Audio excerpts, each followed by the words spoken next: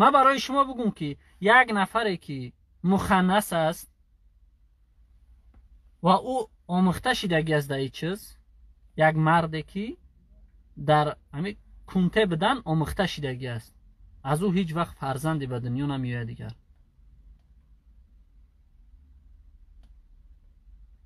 اون نفری را که یا تهمت به مخنثی میزنن، نفر فرزند داره، زن داره، زندگی داره.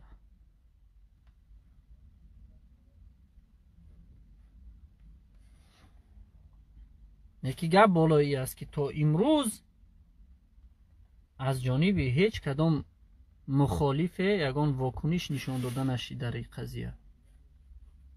یگان کس نبرآمد بگه که مردم شما به کجا رفتید؟ ای بدبخت حکومت، قضیه های سیاسی از قضیه های ناموسی فرق داره.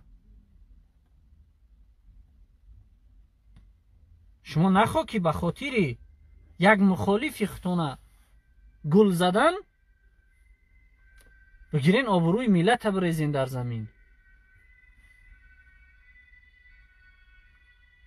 شما هم خود شما ای مردم حکومت در کار میکردگی زیاد قطعی مردم افغانستان داده گریفت دارین. شرم نمیدارین یکی از ما سر بالا کنه بگه که ما شما را تجاوز کردیم؟ عیب نیست؟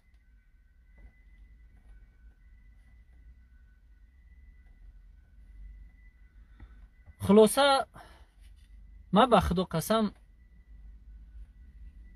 همچون یک فرد این ملت، نه همچون عضوی گروه 24 یا که یک مخالف حکومت، بلکه همچون یک فرد این جامعه، همچون یک فرد این ملت، از همه شما دعوت میکنم که در قضیه هایی که ربط به عام داره خنک نظری نکنین، خاموش نباشین، واکنش نشان بدین. نمیشه آخی همه مسئله ده به یکدیگرتون دشمنی بکنین و شاید که در این بین کسای پیدا شدگی باشه که با خرسندی بکنن که این خیلی شده است، با شرم نداشته بدبختانه در فیسبوکشون نشر بکنن. هست خیلی مخالفم، خیلی مخالف حرامزاده هم هست که در فیسبوک شمین او را نشر کرده است.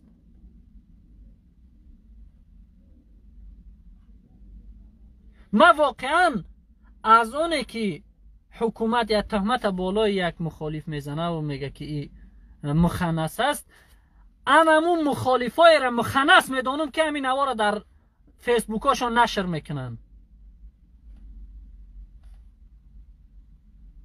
واقعا مخنث است همون مخالفه که فرقی نمیکنه که بالای کی گپ رفته است. به خدا قسم حتی اگر بالای رستم امام علی همی گپ بروه، هر یک کسی که در فیسبوکش چیز نشر میکنه اون مخنث است. او کنته است که در فیسبوکش نشر میکنه که ملت ما را یا ملت دیگر تجاوز کرد. بیناموس است او آدم. ولی کجا برو از مخالفا؟ شرم بدارین. رود سیاه به همه مخالف بدند. مرگ به تو واری مخالف. شرم نداری به خاطر یک نافهمیشیه که بین شما هست بگیری در فیسبوکت این گونه نوارها را نشر بکنی.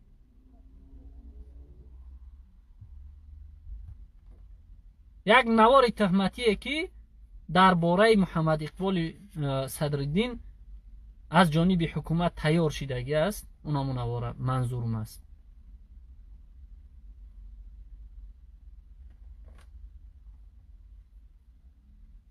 عیب است به خدا، عیب. هم برای شما مخالفا عیب است، هم برای حکومت، هم برای ملت. این چیز واقعا همین چیز شما باید فکر بکنین که نخو که توی درجه پستی و پسکودگی باشه در بین مردم ما که برای پول بتی یک ملت دیگر را بگوی که بیا در همین نوار تا اشتراک بکن، بگو که ما ملت همین رو تجاوز کردیم. اونم با یک کودک.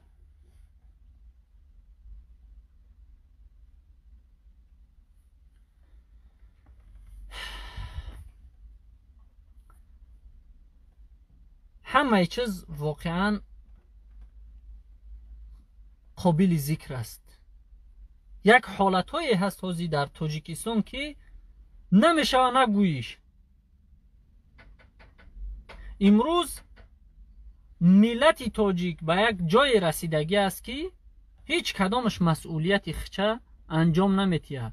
مسئولیتی که به همو چیز فهمیش داره انجام نمیتیه، دست میزنه در دیگر کارها.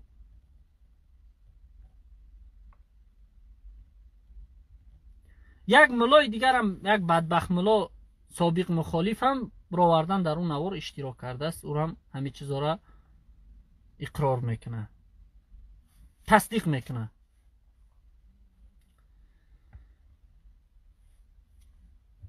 یک مسئله دیگر هست در پشت این مسئله.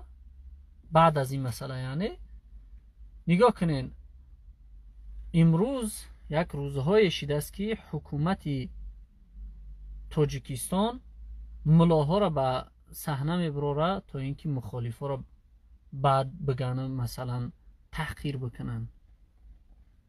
و این ملاها را هم همین ملاهایی که الکی ما و شما در نوارها دیدیم میبراین همون گفته حکومت اجرا میکنن. حدی اقل یک سوال نمیتین که برای چی مثلا صدرالدین نجمیدین نبرویه ای چیزا بگه، برای چی شبنم سوریان نبرویه ای چیزا بگه. یا اینکه شما دیدین حتما که مثلا همی ارتیست های تاجیکستان برامدگی رنگ این ملاها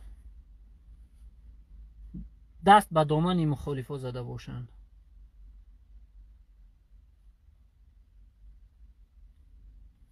پس شرم و حیا و ناموس مسلمانی در کجا است؟ برای چی امروز او کسایی را که شما مثلا مسلمان شو نمیدونین، شما سبب بد اخلاق شدن ملت میدونین شون، اونا سگ حکومت نمیشن، شما سگ این حکومت میشین. او هم با حکومتی که مسجدهای شما را چپه میکنه، حکومتی که سطر حجاب شما را، خانمهای شما را از سرشون میگیره، حکومتی که ریشهای شما را میتراشه، حکومتی که فرزندای شما را نمیگذاره که تعلیم اسلامی بشون.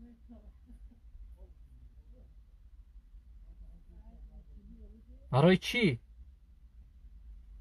شما همین سوالا رو در خطا نمیگذارین؟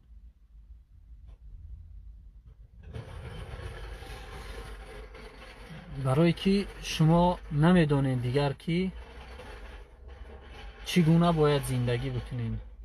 شما ارزش انسانی خود از دست دادگی هستین. شما مسئولیت شناسی را دیگه فراموش کردین. شما فراموش کردین که شما را خداوند یک زمان آبرو داد، عزت تون داد، برای اون که شما یک 4 حدیث از یاد کردین، 4 آیت قرآن از یاد کردین، آبرو و عزت تون داد. اما متاسفانه در زمانی که ضرور شد، زمانی که شما باید بنده های خدا را از دفاع کردن به دفاع کردن دین خدا دعوت میکردید، چیکار کردین؟ رفتین نوش نعمت های بالای دسترخوان مردم خوردین و امروز بالای مخالفا، بالای کسایی که برای نجات این ملت تلاش میکنن سنگ میزنین. بجای اون که خدمت خدا را بجا بیارین، شما در دشمنی با خدا دست دارین، کمک میکنین. از خدا بترسین. این دنیا دیر دوام نمیکنه که شما را زیر خاک بکنه. در نزد خدا جواب میگین هر یک کدامتون. در آخر از هر یک کدامی شما از جمله مخالفا دعوت میکنم که در قضیه هایی که ربط به تمام ملت دارد دشمنی و کینه و بغض و عداوتتون یک طرف بکنین، مداخله بکنین.